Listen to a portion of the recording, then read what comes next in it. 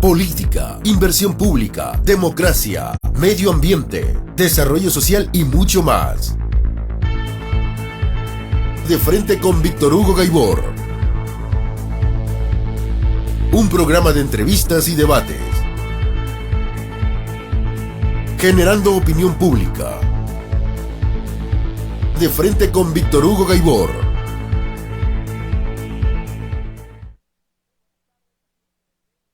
Hoy lunes 28 de agosto, a pocos días para terminar el mes y empezar septiembre, el mes de nuestro milagro, el mes en el que celebramos nuestro aniversario de cantonización.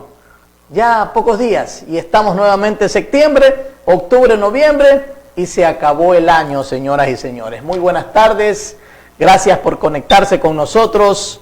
La semana anterior no tuvimos programa, tuvimos un problemita técnico, tuvimos que comprar un equipo, la tecnología es así, muy buena, de muy buena calidad, pero en ocasiones los equipos simplemente se queman. Hoy está con nosotros, hemos invitado y agradecemos que haya aceptado esta entrevista la psicóloga Daniela Oviedo, a quien le damos una cordial bienvenida. Daniela, gracias por aceptar esta invitación. Estamos en tu programa De Frente con Víctor Hugo Gaibor. Muchas gracias por la invitación, Víctor Hugo. También muchísimas gracias a la gente que se suma a este momento que creo que es importante, ¿no? Y también felicitar sobre todo a CB Televisión por estos espacios. Yo creo que al Cantón le han siempre venido muy bien todos los espacios de difusión, de opinión, de construcción también, desde distintos ámbitos. Muchísimas gracias y buenas tardes con todos. Gracias, Daniela, por aceptar, por venir acá para conversar. El día de hoy yo la he invitado para que platiquemos, para que hagamos una pequeña tertulia de lo que se aproxima y que todos sabemos. Ecuador se prepara para una segunda vuelta electoral. Elegimos ya a nuestros asambleístas y se viene el balotaje. Vamos a elegir al nuevo ejecutivo de nuestro país y los ecuatorianos, los milagreños, los guayacenses tenemos que tomar una decisión en beneficio de las grandes mayorías, en beneficio de los grupos prioritarios, en beneficio de que el país mejore, salga adelante, de que podamos salir de donde hoy nos encontramos. Asesinatos, sicariatos por doquier, un país quebrado, prácticamente los negocios están muriendo, no hay trabajo, no hay fuentes de empleo, eso ha aumentado el nivel de delincuencia. Es la herencia que nos dejan los dos últimos gobiernos. Daniela, ¿cuál es su apreciación? ¿Cómo está el país actualmente? Bueno, sin duda alguna estamos ante los efectos de un desmantelamiento y abandono de políticas públicas. Cuando una política pública es implementada y tiene pues obviamente su incidencia sobre la población, luego cuando ya se revierte esta política o se deja de aplicar, evidentemente van a haber efectos como los que tenemos. Solo por mencionar un ejemplo tal vez muy puntual, tenemos la fusión de ministerios y vimos todo lo que ocasionó en cuanto a la administración, custodia de personas privadas de libertad dentro de la penitenciaría del Litoral. Ese cambio que se vivió tan abruptamente y que nos puso en escena sucesos, incidentes donde inclusive pues hubieron personas asesinadas y acribilladas dentro de la penitenciaría litoral, más allá de si nos caigan bien o nos caigan mal los reos, o si tenemos una visión quizás de que todos los que cometen un delito deben morirse, porque yo sé que tal vez hay personas que piensan eso, pero esa no es la discusión. La discusión es cómo puede el Estado permitir que la garantía del derecho de las personas, porque cuando una persona es detenida está en manos del Estado, pasa a ser custodia y obviamente el Estado tiene la responsabilidad de sostener esta vida. Entonces, yo creo que también cabe hacernos una pregunta. Cuando nosotros hablamos del otro, cuando hablamos del delincuente, cuando hablamos del ajeno, evidentemente tenemos una postura y vamos a ser muy críticos y muy duros. Pero ¿qué sucede si soy yo y si de pronto es una injusticia o es un abuso de autoridad? O soy detenida quizás por una situación que no precisamente corresponde a una falla que yo cometí. Como digo, son temas que son bastante profundos y que son complejos, pero sí es importante también irlos apuntando, sí es importante ir debatiendo sobre esto, porque a veces esta pasión que envuelve la política nos hace dejar de lado temas que son estructurales y que sin duda alguna permiten el andamiaje de la convivencia sana, que nos permita un desarrollo de vida adecuado. El andamiaje de estos es la política pública, son las normas, las leyes, las políticas. Daniela, precisamente los dos candidatos que van al balotaje hoy en día están haciendo sus ofertas de campaña, están convenciendo al electorado pues en base a ese planteamiento, a esas políticas públicas que cada quien tiene en base a su plan de trabajo, y están recorriendo nuevamente el país, ¿no? Podemos escuchar por los diferentes medios de comunicación, en las redes sociales, los diferentes tarimazos que están haciendo en los diferentes lugares, ¿no? El uno oferta algo, el otro oferta algo, y es la forma de atraer el voto popular, ¿no? Nosotros hemos bajado un videíto que nos ha llamado mucho la atención para que escuchemos una parte, por supuesto, un extracto de un tarimazo que ha hecho el candidato presidencial Daniel Noboa, ¿no? Y vamos a comentar lo que diga la comunidad. Hay mucha gente que está conectada, también pueden hacernos sus preguntas, y por supuesto escuchemos a Daniel Noboa para luego hacer un comentario de lo que él ofrece y de sus frases. ¿Tenemos listo el video, por favor? Adelante, producción. Están aterrados, ya me dicen porque soy correísta, que soy lacista, que soy leninista, que soy de un lado, que soy del otro. Ya no saben de qué manera parar esta ola, no saben de qué manera tratar de convencerlos a ustedes, que ustedes ya se convencieron, de que voten por ellos, pero van a recibir la peor paliza de la historia en segunda vuelta que jamás han tenido. Vamos a darles una paliza memorable para que se les quede grabado bien en el cerebro, de que el hecho de que sea yo pacífico no significa que soy ahuevado. Y el hecho de que yo sea sereno no significa que me falta un gramo de determinación. Así que por Manabí, por el Ecuador, espero contar con su apoyo, y cuéntenle a sus vecinos, a sus amigos, a sus familiares, cuéntenle al resto del Ecuador de que las cosas ya están cambiando y que van a cambiar, y vamos a hacer un resultado histórico en la segunda vuelta electoral. Muchas gracias, Unín. Sí.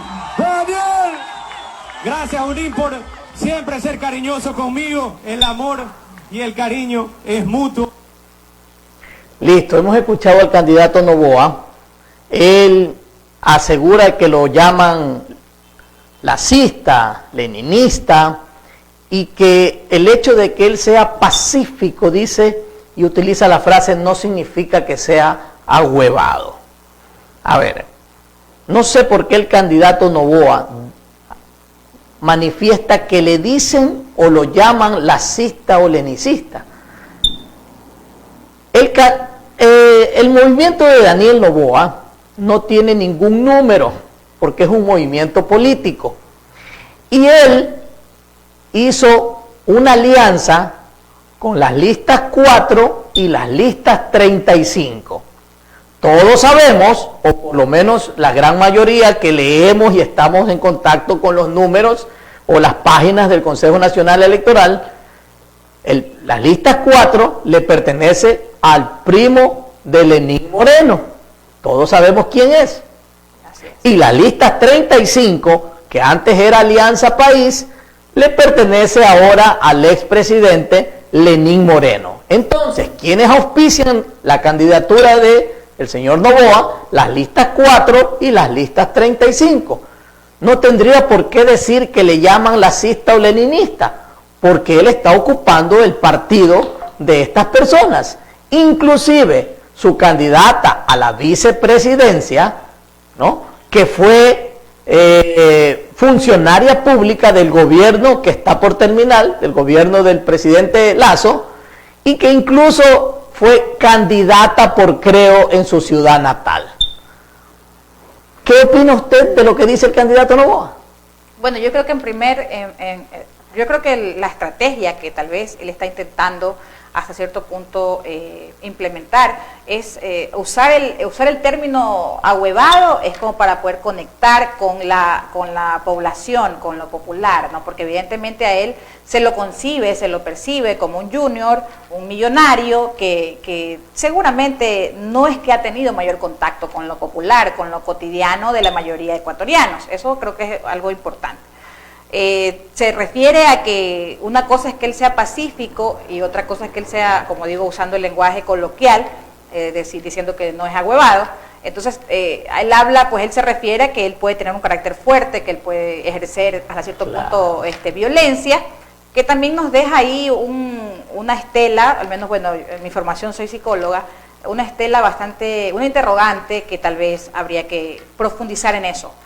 Y por otro lado, el hecho de que él rechaza la aseveración que se hace, porque esto es en respuesta a una gran ola de críticas que se han levantado en base a justamente esto, ¿no? A decir que el génesis político en este momento, digamos que está cobijado bajo el amparo de los partidos 4 y 35, que evidentemente están totalmente relacionados con la familia Moreno, tanto así que el hermano del presidente Lenín Moreno es asambleísta electo, justamente por este mismo partido, esta alianza política 435. Entonces, es indudable que los Moreno tienen algún poder de decisión dentro del partido, del movimiento, ¿no? Que ha sido pues el que ha registrado, el que ha inscrito la candidatura del candidato Noboa. Entonces, la política siempre está en ese espacio de dimes y diretes, también yo usando un poco el lenguaje coloquial. Dimes y diretes en política siempre los vamos a tener, pero ya queda en los ciudadanos también investigar y decir y determinar, pues bueno, él está siendo realmente perseguido por una campaña de falacias, de mentiras, pero en este caso pues es bastante complejo, bastante difícil, yo diría que hasta imposible, poder quitarse de encima estas opiniones que se hacen, estas aseveraciones que se han hecho, porque evidentemente es cierto, el partido político que ha inscrito la candidatura del candidato Noboa, tanto la lista 4, que es del primo del expresidente Moreno, y la lista 35, que también en su momento estuvo pues Patricio Barriga, que fue un alfil muy importante en el gobierno del expresidente Lenín Moreno, que es actualmente quien tiene, y como digo, la candidatura del hermano del expresidente Moreno, que ha sido, en estas últimas elecciones, ha sido elegido como un asambleísta. Entonces, yo no sé por qué el candidato se esfuerza tanto en tratar de evadir este tipo de comentarios, y la vicepresidenta, su vicepresidenta, la candidata que él eligió, que él seleccionó, que evidentemente tendrá sus virtudes, tendrá sus elementos que le hicieron elegirla como su compañera de fórmula, pero tampoco podemos decir, tampoco se puede negar, ella fue parte, ha sido formada en las filas del movimiento, creo, del presidente Lasso. Entonces, ahí es cuando entramos en la política, en este tema de hasta qué punto los candidatos son capaces de enfrentar sus propias verdades, y transformarlas quizás en algo propositivo, en algo positivo. Entonces la ciudadanía ya queda en realidad en la posición de determinar qué es lo que asume, qué es lo que no asume, porque también a veces asumimos demencia y eso no es sano para la democracia. Entonces, Daniela, pero recordemos que hoy en día las redes sociales se manifiestan en todo sentido, ¿no? Y también hay avalanchas de troles que de una u otra forma influyen en las decisiones de la comunidad. Así también se ha hablado mucho en la última semana sobre el tema de qué hizo la época de Correa con los narcotraficantes. Lo tratan de que se lleve a que haya una relación con el narcotráfico, y para esto la candidata Luisa, en una entrevista en un medio de comunicación a nivel nacional, hace una aclaración sobre este tema e indica qué fue lo que se hizo en el gobierno de Rafael Correa y qué gobiernos han dejado en libertad, y ella da nombres y apellidos. Vamos a escucharla, por favor, para que también comentemos del tema. Adelante con el video de la candidata Luisa, por favor. Ecuador fue el segundo país más seguro de Latinoamérica. Las grandes bandas delictivas las desarticulamos nosotros, desarticulamos cerca de 4.000 bandas delictivas, así convertimos este país en un país seguro. Y no solo eso, a Fito, a Rasquiña, ¿sí? Que es como se lo conocía, a Junior, lo apresamos nosotros, el gobierno de la Revolución Ciudadana. ¿Quién dejó libre a Junior y a Rasquiña? Fueron los gobiernos anteriores, fue el señor Lenín Moreno, la señora María Paula Romo. Ellos los dejaron libres, nosotros los apresamos. Allí queda clarísimo que jamás se negocia con la vida de los ecuatorianos. Y si algo vamos a defender aquí es el derecho a la vida y a los derechos humanos de los ciudadanos, de la fuerza pública. Y contra la violencia y la delincuencia, contra las bandas delictivas, todo el peso del Estado, todo el peso de la justicia, y serán nuevamente apresados y desarticuladas esas bandas delictivas. Listo, bueno, la candidata Luisa González asegura que en el gobierno de Rafael Correa fueron puestos tras las rejas y da nombres y apellidos de estos ciudadanos ecuatorianos, y está indicando que en este último gobierno les han dado libertad. ¿Usted conoce algo del tema? Bueno, lo que todos hemos, a través de los medios de comunicación, hemos podido conocer, pero había un framing ahí que está posicionando, que ha venido posicionando, inclusive desde el gobierno del expresidente Rafael Correa, por ejemplo, el tema de la tabla de consumo de drogas, que le llaman tabla de consumo, pero en realidad es solo un umbral para determinar quién debe ir a prisión y quién debe recibir tratamiento por adicciones. Entonces, este framing que se ha generado y que ha sido muy bien manejado por los medios de comunicación ha posicionado justamente esto. La famosa tabla. Esta idea de que el gobierno pactó con las mafias, que les puso una tabla para que tengan libertad de hacer lo que quieran básicamente, pero como lo menciona la candidata también, a veces yo digo, no es que uno quiera defender, no es que uno quiera decir solo lo que yo creo y lo que yo pienso es lo correcto, sino más bien invitar un poco a preguntarnos.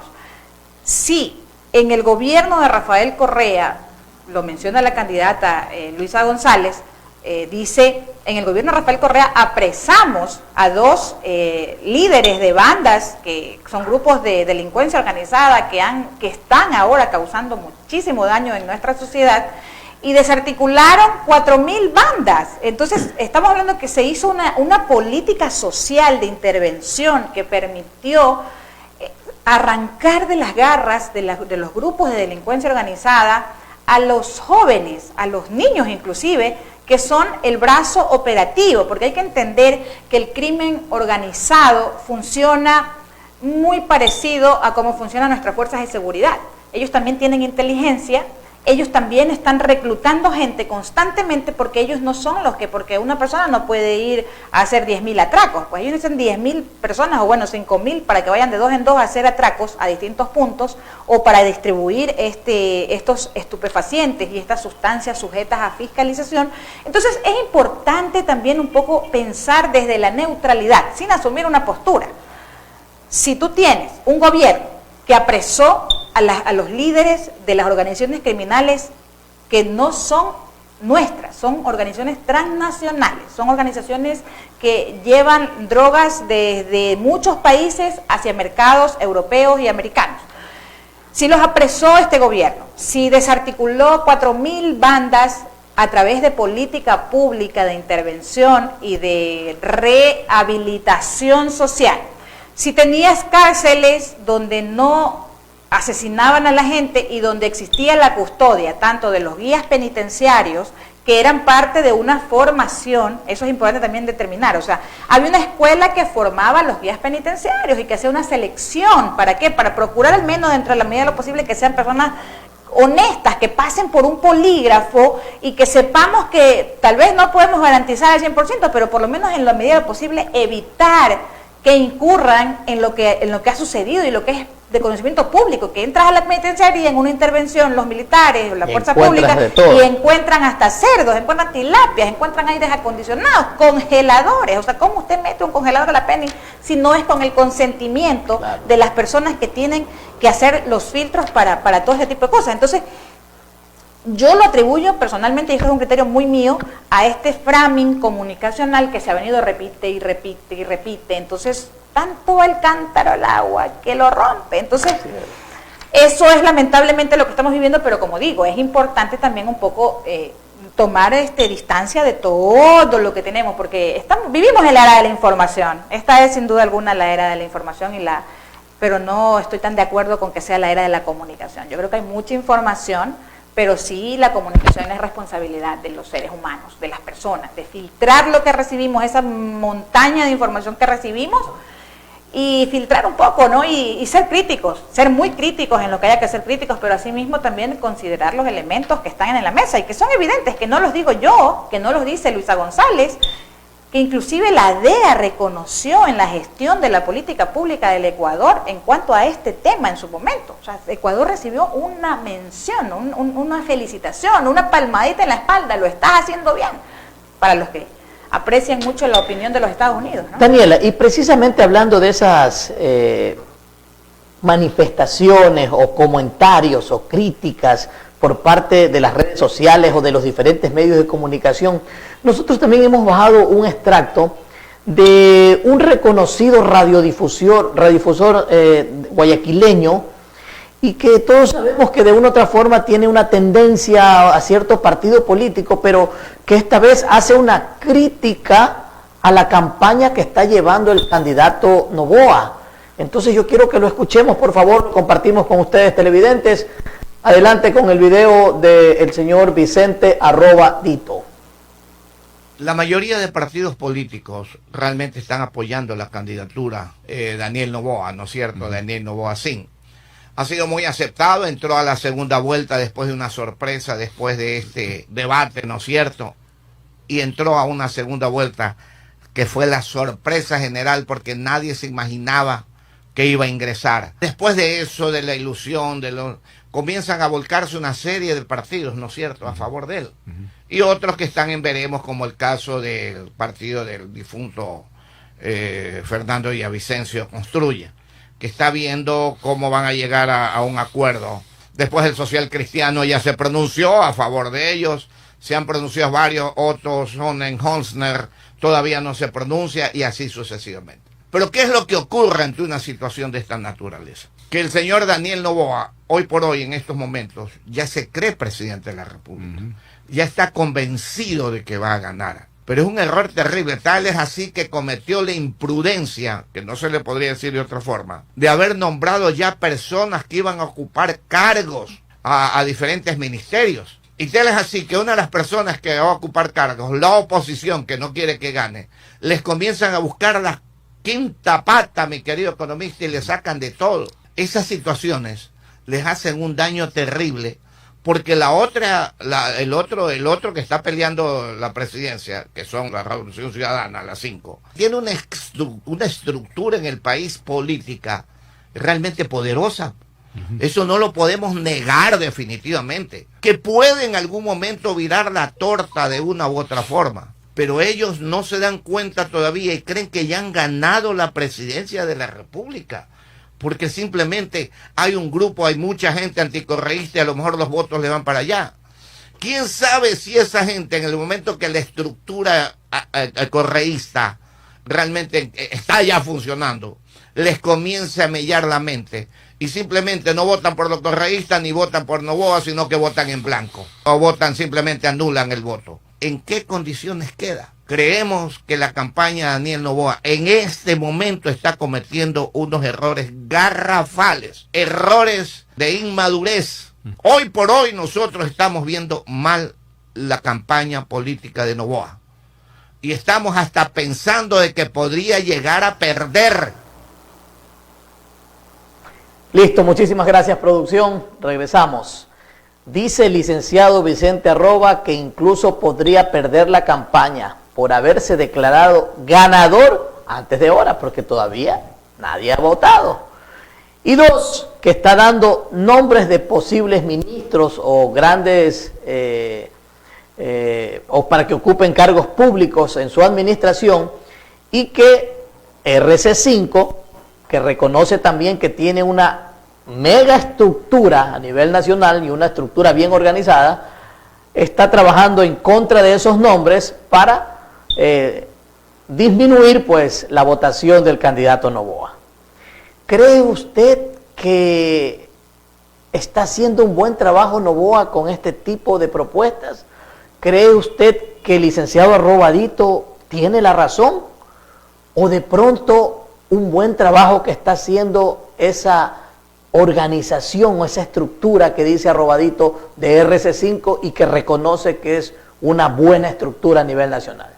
Bueno, yo creo que la opinión del señor Arrobadito pues es una opinión que abarca mucha experiencia, ¿no? Que abarca muchísima experiencia, más allá de que estemos o no en la misma línea tal vez de pensamiento, o más allá de que seamos afines o no en cuanto a criterios de índole ideológica o de modelo de desarrollo, como quieran llamarlo. Más allá de eso, yo creo que es una opinión valiosa en el sentido de que él tiene su experiencia, es un hombre que ha estado muchísimos años generando opinión en el país y que conoce cómo hacerlo, ¿no? Que sabe cómo movilizar a la sensibilidad de las masas, de las personas. Y si él hace una crítica de este tipo, pues yo creo que es porque se nota, es muy evidente. Respecto a la aparición de Daniel Noboa en la segunda vuelta, de hecho yo creo que ahí bueno, yo soy amante y me identifico mucho con la sabiduría popular, creo que en lo sencillo está todo, hay que saber mirar nada más. No hay enemigo pequeño. Y en su momento a Noboa, al candidato Daniel Noboa, nadie lo atacó porque lo subestimaron. De hecho, él nunca estuvo en ningún ataque, en ninguna crítica, nunca se le endilgó ningún adjetivo, de ninguna manera se criticó su plan de trabajo que está registrado en el Consejo Nacional Electoral.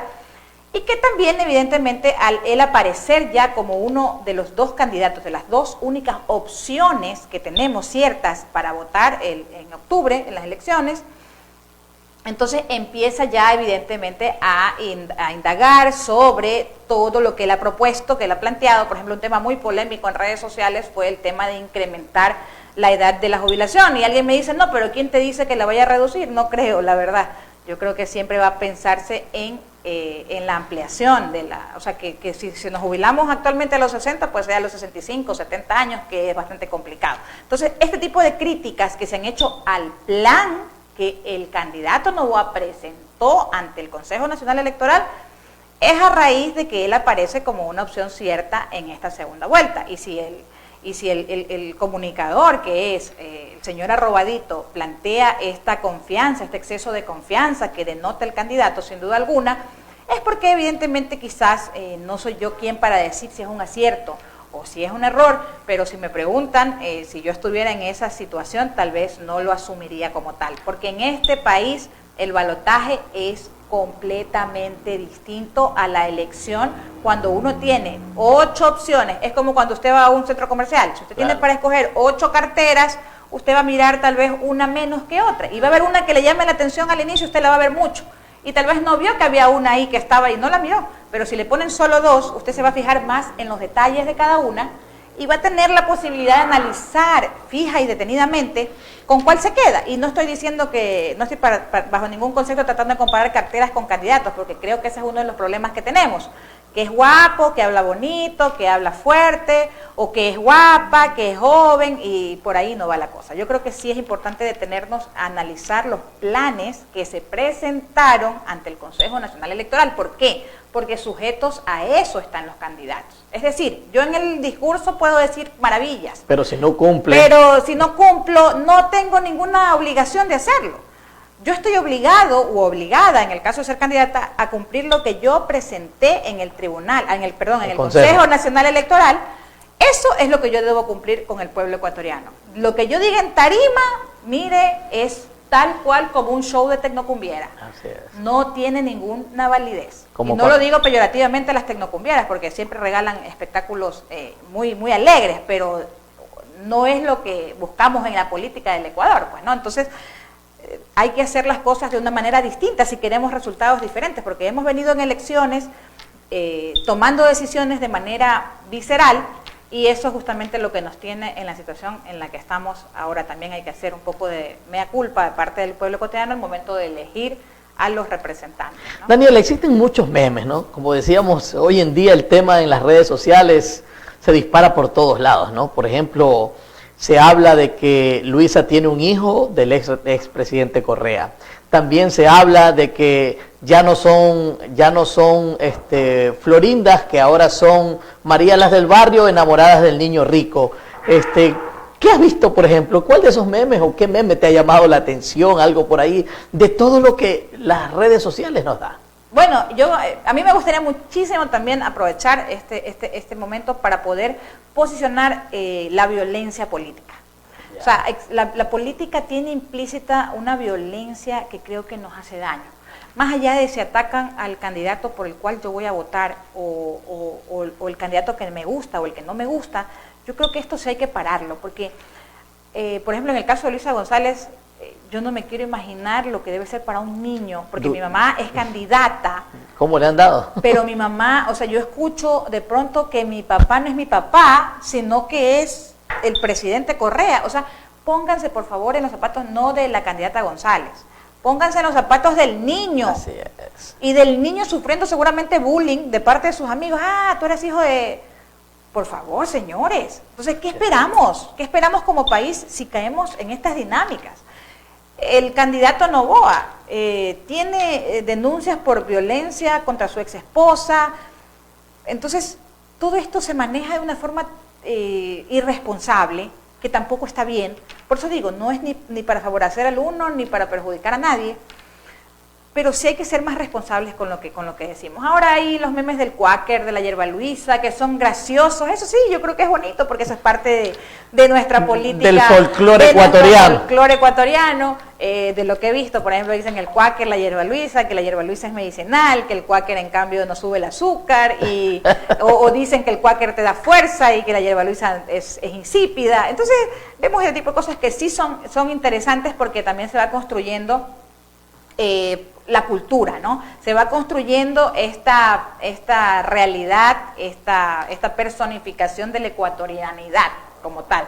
Y creo que eso es bonito, esa es la parte rescatable de este proceso, que debe ser eso, que debe ser una campaña de alegría, de promoción de ideas, una campaña de que si yo, por ejemplo, me preocupa mucho el tema de mi jubilación a futuro, entonces yo de revisar los planes de los políticos presentados ante el Consejo Nacional Electoral y ver pues si lo que está planteando el candidato me conviene o está en sintonía con lo que yo aspiro.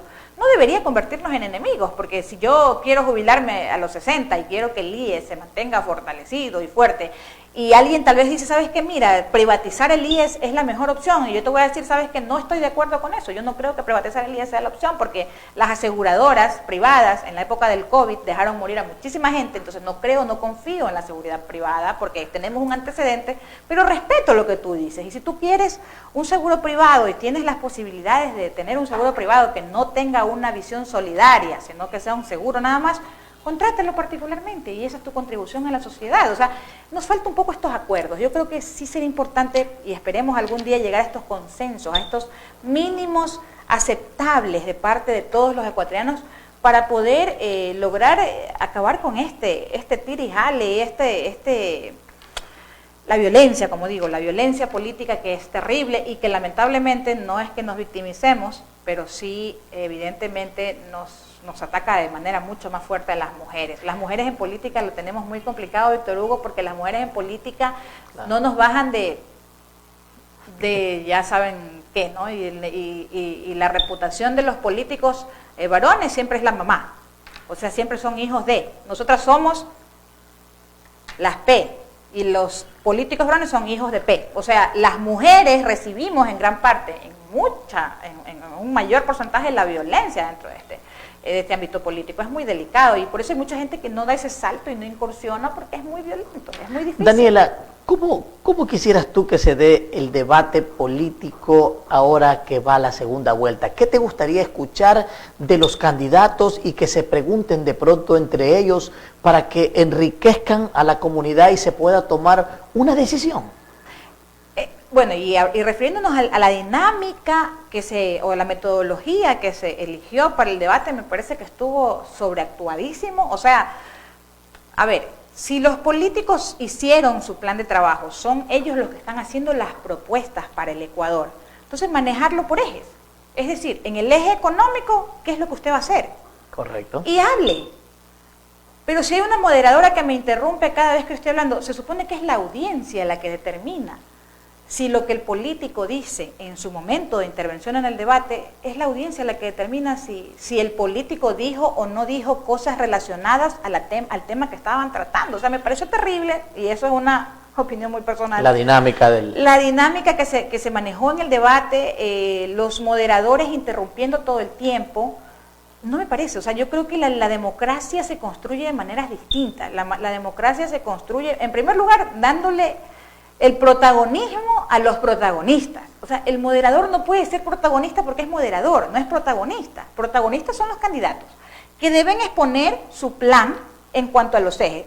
Obviamente, el político no puede ir y hablar lo que se le cante, ¿no? Tampoco, hay que tener una metodología, un orden, una organización, y de eso se trata justamente el rol del moderador. Entonces, abordamos las temáticas por ejes. El moderador cuida que el candidato esté consciente de cuál es el eje que estamos tratando al momento, y también de hacerle saber que tiene un tiempo prudencial y que ese tiempo se termina, e indicarle que él no dispone más tiempo. Entonces, esa es la función del moderador. Yo creo que al menos así debería ser, y esperemos que tomen los correctivos necesarios, porque este debate va a ser un debate que yo creo que va a tener la influencia del post-debate. Siempre el post-debate ha definido. En realidad no soy tan creyente. Respeto si dice la gente que el debate define las cosas. Yo en realidad soy muy creyente que es el post-debate, y ahora tenemos mucho los memes, lo que se posiciona en redes sociales. Lo vivimos con Andrés No Mientas otra vez. Eso fue una cosa impresionante. O sea, la mayoría de personas no vio el debate, pero se enteró de Andrés No Mientas otra vez. Se enteró que el candidato Lazo le dijo a Andrés No Mientas otra vez varias veces, y se posicionó esa idea. Luisa González también en el debate posicionó el "ya lo hicimos", y por ahí algunas otras apariciones interesantes, por ejemplo lo de Yacu, que invitó a jugar vóley, y eso es lo que queda en el imaginario de las personas. Entonces es el post-debate. Yo creo que hay dos cosas que son importantes. Adicional a lo que dije de la metodología y de la participación de moderadores y de protagonistas en el debate, también es importante que la gente no se quede solamente con estas cápsulas que son vacías hasta cierto punto, hay que reconocerlo, y que también la gente pueda investigar un poco más, que al menos se conecte con las cosas que le importan. Como decía, si son jóvenes, por Dios, si son jóvenes, la política de empleabilidad, la política del empleo juvenil, los espacios por que necesitan. favor, ya no creo que tal vez exista una persona que de pronto se pueda empapar de todo y enterarse de todo, porque eso es imposible. Pero si yo soy joven, por ejemplo, me fijo en la política que está ofreciendo el candidato para los jóvenes. Si yo soy mujer, ama de casa, y no tengo seguridad social, yo me fijo qué político me está ofreciendo esta posibilidad de estar afiliada al Seguro Social. Si yo soy futbolista, me preocupo por saber qué político va a hacer una inversión real en el desarrollo deportivo de la juventud, o de los adultos, o de lo que sea. Entonces, estos son simplemente ejemplos. Obviamente no estoy tratando de decir que, como siempre digo, soy muy respetuosa de las opiniones de todos, pero sí opino desde algún pequeño conocimiento, y lo comparto con las personas, porque creo que eso es lo que va construyendo, ¿no? Eso es lo que vamos logrando, lo que nos permite avanzar, ¿verdad?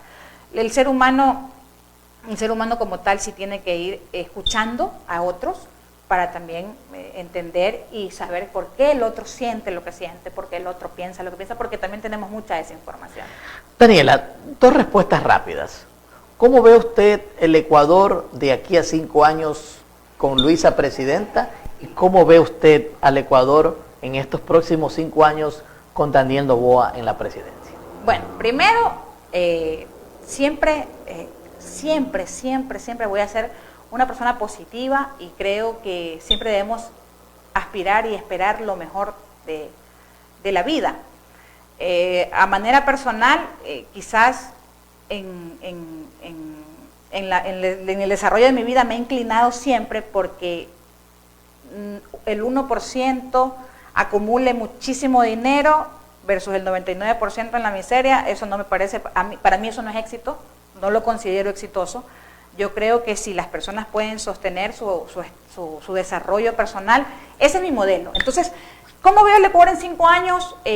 Con Luisa González lo veo con una política pública fuerte, con una estructura pública que brinda servicios, que presta servicios, que nos permite acceder a derechos, que nos permite el desarrollar nuestro proyecto de vida.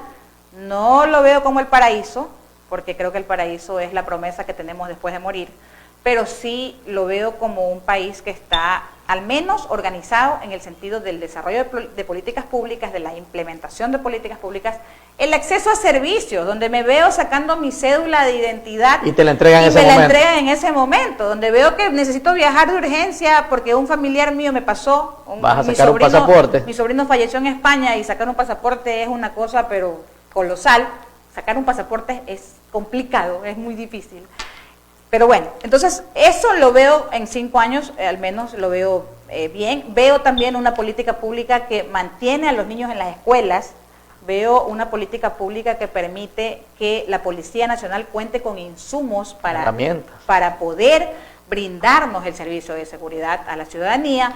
Veo también una inversión importante en términos de seguridad en cuanto a recintos penitenciarios, guías y todo lo que implica personal civil, personal policial y guías penitenciarios, versus el otro modelo donde veo quizás un gran desarrollo económico para el 1% de la población, que personas haciendo mucha plata, muchos negocios, exportando. Como yo digo siempre, Ecuador ha tenido una burguesía que es muy egoísta, una burguesía que lo que ha hecho siempre es pensar en la acumulación de capitales. Entonces tenemos una burguesía que no le importa importar un contenedor de China de zapatos y que en Tungurahua los zapateros se mueran de hambre, pero ellos están haciendo plata, y digo, el 1% está haciendo dinero.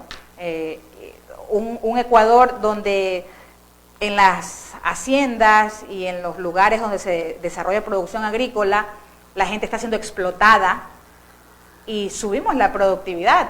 Claro. Entonces subimos la productividad, pero el pueblo es el que está pagando las consecuencias, porque estás hablando de que estás explotando a la gente. No estás afiliando a la gente a seguridad social. No le están pagando ni siquiera el servicio básico. Exacto. Entonces tú estás subiendo productividad, pero ¿qué implica esa productividad? Eso es lo que hay que preguntar. El sacrificio del pueblo. Entonces, ¿quién asume los sacrificios? Son dos opciones. O los asume el 1% más rico de este país, o los asume el 99% del resto, que estamos entre la media arriba, la media abajo y la media subterránea, que dicen también, ¿no? Que de hecho existen personas que viven con menos de $2 diarios. Y aquí un ejemplo claro: los grandes capitales del país no están en el Ecuador, señores, están fuera del Ecuador, están en paraísos fiscales, es decir, no están contribuyendo en nada al desarrollo del país. Mientras nosotros, Víctor Hugo, si nos tomamos una botella con agua, nosotros pagamos el IVA en esa botella, estamos pagando impuestos. Si nosotros nos comemos un submarino, una pizza o lo que sea, aquí en Milagro vamos al shopping, que uno va siempre, ¿no? El IVA, el 12%. Esta semana yo estaba actualizando mis documentos en el SRI y porque tenía una deuda de $16 no podía facturar. Y si no pagaba los $16, no estaba autorizado emitir nuevas facturas. $16. Pero deben $80 millones, algunos que inclusive están candidatos. Y siguen facturando miles y miles de dólares. Y se postulan a la presidencia de la República. Y esto sí es, mire, yo sí digo, o sea, no es resentimiento social. No es ser acomplejado, por Dios. ¿Cómo me vas a decir que estoy acomplejada? Porque entiendo que Víctor Hugo, que debe $16 al SRI, no puede facturar. ¿No podía facturar? Una empresa que está debiendo $80 millones, sigue facturando. Entonces, si eso a mí me parece injusto, yo creo que decirme resentida, decirme, ¿cómo es que más dicen? Acomplejada, decirme retrógrada por pensar de esa manera, pues yo creo que el problema es de la otra persona, o sea, porque no estás entendiendo de qué estamos hablando, o sea, no estás entendiendo cuál es el punto ahí. El punto es que todos seamos sujetos de derechos y con las mismas condiciones. A la igualdad. Exacto, que no se, es lo que pasa con el tema del umbral de consumo de las sustancias estupefacientes. Entonces, tenemos los consumidores que son, y ahí el lenguaje coloquial dice los pelucones, que tampoco estoy tan de acuerdo, pero bueno, lo uso solo para ser didáctica. Los consumidores que tienen recursos, que tienen familias acomodadas, ellos no van pues a la cárcel. Los que van a ir son los consumidores de H, pobres, los pobres, porque se criminaliza la pobreza. Esos son las líneas rojas. Los que van a llenar las los cárceles. que van a llenar las cárceles y que van a salir peor que ahí, porque si eran solo consumidores, una vez que entran a la penitenciaría ya son reclutados y más bien los perfeccionan para ser parte de las... Necesitan sobrevivir dentro de la cárcel.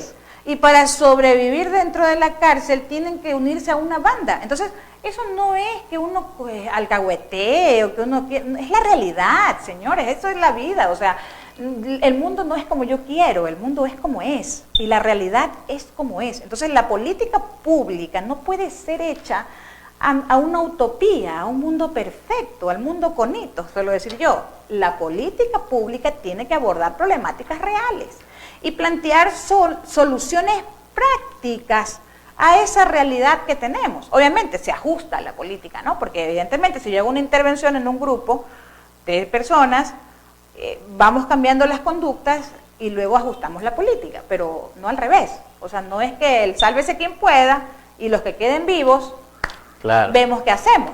O sea, no debería ser de esa manera. Entonces, bueno, esa es justamente creo que la de las cosas que me gustaría sinceramente compartir y posicionar. Creo que es muy importante. Muchísimas gracias, Daniela. En realidad te agradecemos un mundo que hayas aceptado esta entrevista. Quisiéramos seguir, pero es importante que nuestros amigos que están en este momento conectados y los que vayan a ver luego esta entrevista, pues, ¿no?, con la magia de las redes sociales y la televisión online, la vean en cualquier horario. Saquen sus propias conclusiones, revisen, verifiquen, oriéntense, por favor. Busquemos cuáles han sido las propuestas de los dos candidatos que van a la segunda vuelta.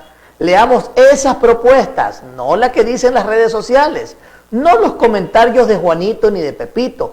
Leamos las propuestas que han llegado al Consejo Nacional Electoral por parte de los dos candidatos y una vez que las tengamos en la mano, analicémoslas y vamos a darle el voto a quien proponga la mejor propuesta en beneficio de la comunidad, en beneficio de las grandes mayorías, en beneficio de usted, amigo, que pone su emprendimiento y quiere saber qué va a pasar cuando se posesione un nuevo presidente y qué políticas públicas van a salir o adoptarse en beneficio de usted como microempresario, como el tendero de la esquina. Eso, revísenlo, saquen sus propias conclusiones.